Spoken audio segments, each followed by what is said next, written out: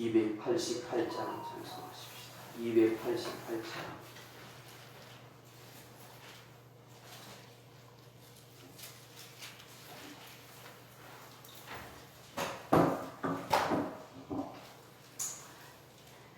288장.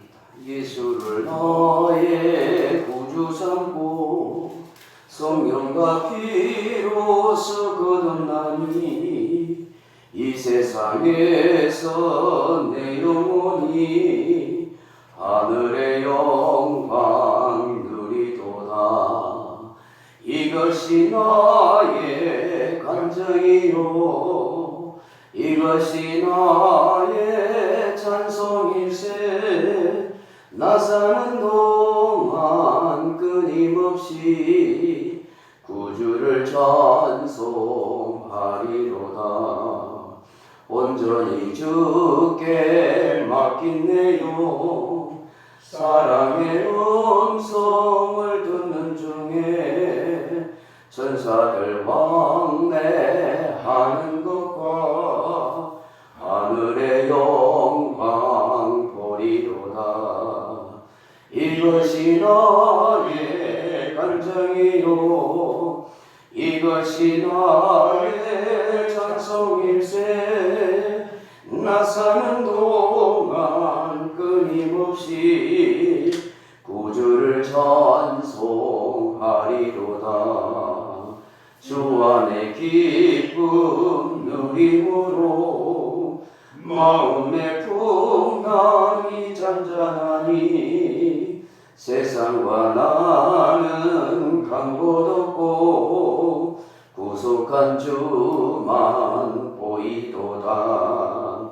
이것이 나의 간증이요 이것이 나의 찬송일세.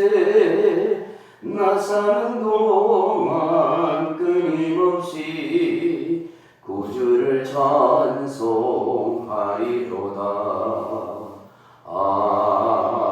아멘. 하나님 말씀 사도행전 7장 51절 말씀 같이 보겠습니다.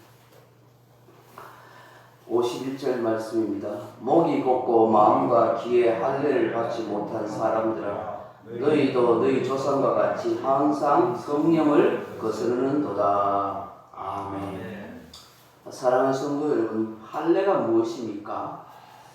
할례는 하나님과 이스라엘 백성들과의 언약의 징표입니다. 할례를 통하여서 이스라엘 백성이 하나님의 거룩한 언약의 백성됨을 알게 하는 것입니다. 이 할례 언약은 이스라엘 조상인 아브라함과 그렇게 시작하여서 그 후손들은 대대로 그렇게 할례 언약식을 그렇게 하게 됩니다. 창세기 17장에 보시면 하나님께서 아브라함이 99세가 될 때 나타나서 내 앞에서 행하여 완전하라 그렇게 말씀하십니다. 오랫동안 아들을 기다리다가 그만 인간적인 생각으로 하갈이란 첩을 취해서 이스마엘을 낳고 난 뒤였습니다. 거의 10수년 만에 나타나신 하나님께서 다시 말씀하신 것입니다. 그 이름 아브라함을 아브라함으로 계명하시고 내가 너와 함께 할 것이다. 여러 민족의 아버지가 되게 할 것이다. 너로 내 후손들 하여금 심히 번성하게 하겠다. 이 땅을 영원한 기업으로 주겠다. 그렇게 말씀하시고 언약을 세웁니다. 그러면서 이 언약을 대대로 내 후손들이 지키기 위해서는 남자는 다 할례를 행해야 된다. 그렇게 말씀합니다. 그래서 창세기 17장 10절에 보시면 너희 중 남자는 다 할례를 받으라. 이것이 나와 너희와 너희 후손 사이에 지킬 내 언약이니라. 너희의 대대로 모든 남자는 집에서 난 자나 또는 너희 자손이 아니라 이방 사람에게 돈으로 산자를 막론하고 난 지 8일 만에 할례를 받을 것이라. 너희 집에서 난다든지 너희 돈으로 산다든지 할례를 받으려니 이 할례가 내 언약이 되고 너희 살에 있어서 영원한 언약이 될 것이다. 할례를 받지 아니하는 남자는 곧 포피를 베지 아니하는 백성 중에서 끊어지리니 그는 내 언약을 배반하였음이니라. 그렇게 말씀.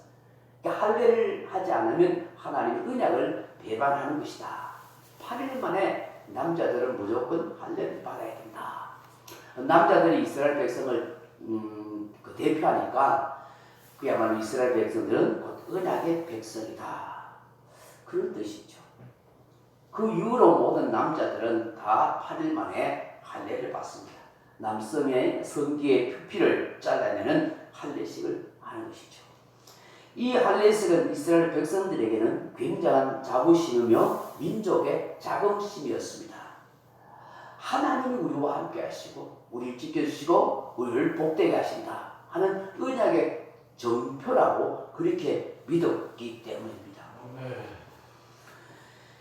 그래서 무엇보다도 자신들은 할례를 행함으로 하나님의 언약을 지키고 있고 하나님의 모든 약속의 축복을 누리고 있다는 사실을 늘 감사하고 그렇게 살았습니다.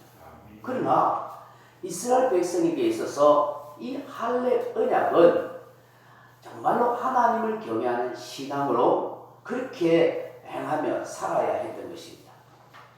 단지 이 할례 언약을 그냥 언약의 백성이라고 형식적으로만 해서는 안 되고 이것이 정말로 하나님을 잘 섬기는 신앙의 정표가 되어야 했던 것입니다. 여러분 생각해 보십시오. 왜 하나님께서 할례 언약을 하도록 하셨을까? 그 의도와 목적이 무엇이겠습니까? 하나님을 정말 잘 경외하는 그리고 계명을 따라 지키며 가나안 땅에서 제사장 나라로 그렇게 모범적으로 신앙생활을 잘 하라고 그걸 하나님께서 하도록 하신 거 아니겠어요? 그걸 간과하고 육신적인 표피인 할례식만 행하면 그게 무슨 의미가 있겠습니까? 오늘 스데반 집사를 통해서 하나님께서 무엇을 말씀하는 것입니까?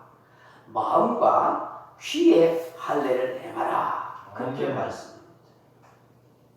앞에 목이 곧은 백성이라 그렇게 이야기하죠. 여기 목이 곧다는 말이 스콜레로타라케스 하는 말인데 좀 어려운 말인데 스콜레로트라켈로스 하는 말인데 이 말이 뭐냐면 목이 곧다는 말이 원어를 보니까 고집이 센, 완고한, 다루기가 힘든 이런 뜻이에요. 정말 자기 고집이 세서 도무지 다룰 수 없는 그런 힘든 야생 나귀 같은 완고한 사람이라는 것입니다. 그게 누구라고요? 이스라엘 백성들이에요. 굉장히 교만하고 고집이 세죠. 나는 할례 언약을 가진 할례식 하는 하나님의 특별한 인생이야. 너희들은 다 이방인들이야. 너희는 다 짐승처럼 죽을 존재야.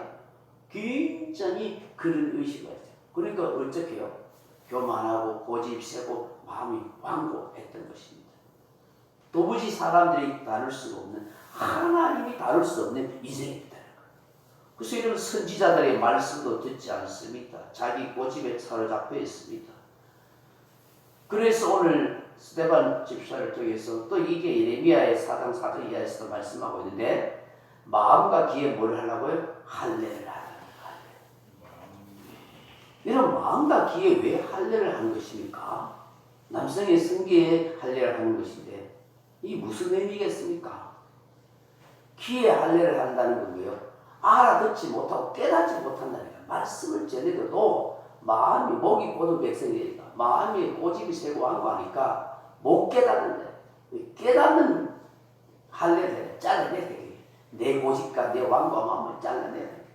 마음의 할례를 받아는 거예요. 마음이 다 닫혀있다. 완고하면 자기 생각 가지고. 그냥 안 듣는다 이거지. 그래서 이런 사람이 돼서 되겠습니까? 살다 보면 이런 사람이 있습니다.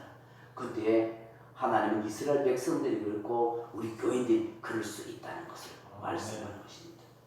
지금 스데반 집사가 설교하고 있는 그 사람들이 누굽니까? 그 당시에 대제사장, 바리새인, 율법학자들, 사내들이 공의원들이잖아요. 그 얼마나 이 사람들이요? 자기 잘 나빠서 사는 거예요. 교만하죠. 내가 뭐 성경을 통달하고 대제사장이고 모든 백성들에게 인정받는 바리새인이고 그럼에도 불구하고 이들은 하나님 뜻을 제대로 깨닫지 못하고 살았다는 것이죠. 지금도 목이 곧은 교만한 백성, 마음과 귀에 할례를 받지 못하고 자기 오직과 완고한 마음으로 그렇게 살아갈 수 있다는 걸 생각하면 우리도 이런 사람이 될 수 있다. 그리고 우리는 늘 기도해야 됩니다. 하나님, 내가 목이 곧은 교만한 사람이 되지 않도록, 고집이 센 사람이 되지 않도록 늘 마음이 부드러워지고 또 길을 할례한 같이 늘 하나님 말씀을 깨닫는 은혜를 주십시오. 그렇게 기도해요. 그리고 이 뭐라고 또 설교하세요? 너희도 너희 조상과 같이 항상 뭘요? 성령을 거스르는도다. 이 조상들이 성령을 거스른다. 이런 보혜사 성령님은 언약 백성을 도와주시러 오신 분이잖아요. 진리 가운데 바로 살도록 깨닫게 해주시는 분이잖아요. 참된 삶과 신앙생활을 할 수 있도록 이 험한 세상에서 우리를 격려하시고 유효하시는 그런 성령님이잖아요. 그런데 그 성령님을 배척하고 대항, 온갖 우상을 섬기고 하나님의 계명과 윤례를 거부하고 자기의 욕망대로 정욕대로 산 백성이 됐단 말이에요. 이게 거스르다 하는 말이 안티피톤이라는 말인데 반대하다, 저항하다, 반항하다 하는 뜻입니다. 성령과 정반대로 마음먹고 행동했다는 것입니다. 오늘 이 시간에 주신 말씀 생각하면서 하나님, 내가 목이 곧은 교만한 백성이 아닌 정말 겸손한 인생으로 살게 하시고 완고하고 고집이 센 할례받지 못한 그런 마음과 기가 아니라 늘 또한 성령의 은혜 가운데서 살아갈 수 있도록 역사해 주옵소서. 그렇게 기도하는 저와 여러분들에게 주님의 이름으로 축원합니다. 아멘.